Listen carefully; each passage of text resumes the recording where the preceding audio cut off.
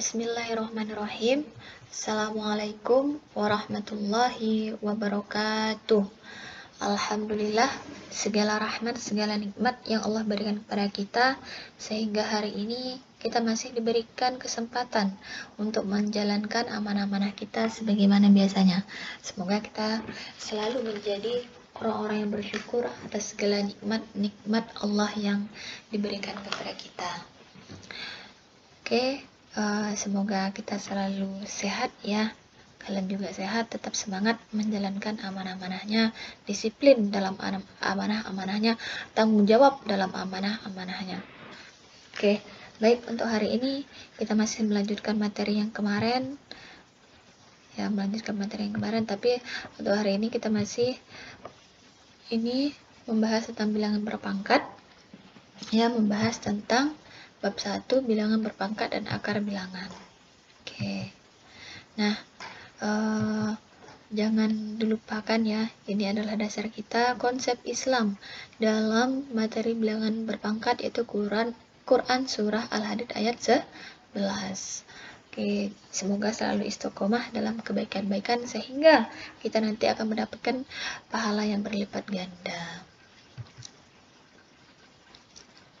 Oke, sebelum Ibu melanjutkan penjelasan materi hari ini, kita mengingat materi yang kemarin, yaitu operasi pada bilangan berpangkat pecahan. Yang kemarin itu perkalian pada bilangan berpangkat pecahan. Kemarin itu perkalian, pangkatnya pecahan. Nah, sifatnya kan ini kan. Oke, sifatnya A pangkat P per Q dikali A pangkat R per S sama dengan ini. Sifatnya A dalam kurung P per Q ditambah R per S karena kali dan ini nanti angkanya sama, maka pangkatnya ditambah. Ini perkalian. Oke, ini perkalian. Nah, contoh-contohnya juga kemarin yang udah mencatat, alhamdulillah. Yang belum silahkan dicatat di video tersebut. Kalian ngerjakan soal juga udah Ibu lihat, ada yang udah benar semuanya, ada yang masih belum tepat, nanti dicoba lagi. Oke, untuk hari ini lawannya perkalian ya, temannya perkalian, sahabatnya perkalian ya, yaitu pembagian pada bilangan berpangkat pecahan. Oke, hari ini kita membahas tentang pembagian pada bilangan berpangkat pecahan. Nah, apa bedanya dengan perkalian kayak gitu? Ini sifat dari pembagian pada bilangan berpangkat pecahan, yaitu A pangkat P per Q. Oke, ini otomatis tanda bagi karena pembagian dibagi. A pangkat R per S sama dengan A, ini P per Q dikurang R per S. Nah, sifat-sifat yang kemarin juga udah ada ya, cuman bedanya ini kata Ibu, ini pangkatnya pecahan ya, ini pangkatnya pecahan. Oke, ini tanda bagi. Ketika angka ini nanti sama, ini juga sama, angka ini sama nih, angkanya sama, maka kalau bagi pangkatnya dikurang. Kalau kali pangkatnya ditambah. Itu yang membedakan.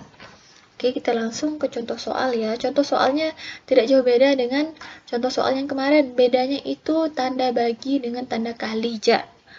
Kalau kali ditambah, kalau bagi dikurang. Udah. Oke, langsung ke contoh soal. Oke, contoh soalnya adalah, contoh soalnya hanya Ibu kasih satu ya. Oke, 49 pangkat negatif 1 per 6 dibagi 49 pangkat 1 per 3 sama dengan, nah, ini angkanya sama, tanda bagi, otomatis pangkatnya dikurang. Ini penyebutnya beda, otomatis kalau dikurang, penyebutnya beda, maka disamakan dulu penyebutnya. Kalau penyebutnya udah sama, udah langsung kurangkan aja pembilangnya. Tetapi karena ini penyebutnya beda, maka kita samakan dulu. Nah, berulang-ulang kali Ibu jelaskan, untuk menyamakan penyebut, maka kita cari KPK dari penyebutnya ini, yaitu 6 dan 3. Cara menentukan KPK? Cara gampangnya hafalkan perkalian. Ini perkalian 3 ya. Ini perkalian 3. Ini afwan, salah. Ini perkalian 3. Ini perkalian 6. Oke, ini 3. 3, 6, 9, 12, 15, 18, dan seterusnya. 6, 12, 18, 24, 30. Namanya KPK yaitu kelipatan terkecil. Kelipatan terkecil. Maka, ini kan ada 3 buah angka yang sama. 6, 12, 18. Maka kita ambil yang paling kecil karena terkecil. Jadi KPK 3 dan 6 adalah 6. Kalau seandainya disuruh cari penyebutnya sampai 3 angka, misalnya 3, 6, 12. Nah, carilah ketiga-tiga angka tersebut. Hafalkan perkalian 3, perkalian 6, perkalian 12. Nah, cari nanti angka yang sama. Di antara itu, pilih angka yang paling terkecil. Oke, semoga bisa dipahami. Lanjut ya, KPK 3 dan 6 yaitu 6. Oke, ini caranya. Oke, 49. Tulis 6, 6. 6 bagi 6, 1. 1 kali 1, 1. 6 bagi 3, 2. 2 kali 1, 2. Oke, hasilnya. Karena ini penyebutnya udah sama, yaitu 6, 6. Maka yang kita operasikan tuh pembilangnya, ya, pembilangnya yang di atas. Maka cara bacanya ini adalah negatif 1 dikurang 2. Negatif 1 dikurang 2. Artinya supaya mudah cari hasilnya nih, artinya ini nih, antum, antuna, utang 1, utang lagi 2, tapi tidak bayar. Ya, utang 1, utang lagi 2, tapi tidak bayar. Otomatis kalian masih utang. Utang berapa? Utang 3. Jadi hasilnya negatif 3/6. 49 pangkat negatif 3/6. Oke, lanjut. Nah, kok bisa 49 pangkat negatif setengah? Oke, ini negatif 3/6. Kita sederhanakan masing-masing dibagi 3. Bu bilang sekali lagi, kalau emang pecahan ini bisa disederhanakan, paling sederhana, sehingga tidak bisa dibagi lagi. Oke, negatif 3 bagi 3 sama dengan negatif 1, negatif 6 dibagi 3 sama negatif 2, tanda negatifnya tengah-tengah aja. Oke, lanjut. Nah, seperti biasa, semakin kalian banyak latihan soal, insya Allah kalian semakin memahami dan semakin menguasai materi ini. Ini berulang-ulang kali, kalau pangkatnya negatif, maka diubah jadi positif. Cara mengubah positif, mungkin udah hafal ya. 1/49 pangkat setengah. Nah, karena kita bilangan berpangkat pecahan ini hubungannya dengan akar, maka yang berpangkat pecahan kita ubah ke akar. Oke, hasilnya. Nah, hasilnya adalah 1 per akar pangkat 2 dari 49. Ini artinya 49, ini 49 pangkat 1. Oke, ingat pembilangnya menjadi pangkat yang di dalam, penyebutnya menjadi pangkat yang di luar. Karena pangkat 1, jadi satunya tak usah ditulis juga tidak apa-apa. Ya, tak usah ditulis karena ini udah menyatakan 49 pangkat 1. Cukup tulis 49 aja. Nah, ini 2-nya di luar. Nah, sekarang sebagai pengetahuan kalian, biasanya di dalam buku, bukan lagi biasanya di dalam buku itu, kalau akar pangkat 2 nih, akar pangkat 2 itu cukup kita tulis seperti ini. Cukup kita tulis seperti ini. 2-nya tak kita tulis juga tidak apa-apa. Jadi artinya ini adalah akar pangkat 2. Dalam buku seperti itu, maksudnya tuh kalau orang-orang nulis akar pangkat 2 tuh, 2-nya tuh tidak ditulis. Karena ini sudah menyatakan akar pangkat 2. Tapi kalau akar pangkat 3, pangkat 4, pangkat 5, 6, dan seterusnya, ini tetap ditulis. 3, 4, 5, 6 tetap ditulis. Tapi kalau 2 cukup tulis seperti ini. Oke, semoga bisa dipahami ya. Itu sebagai pengetahuan kalian.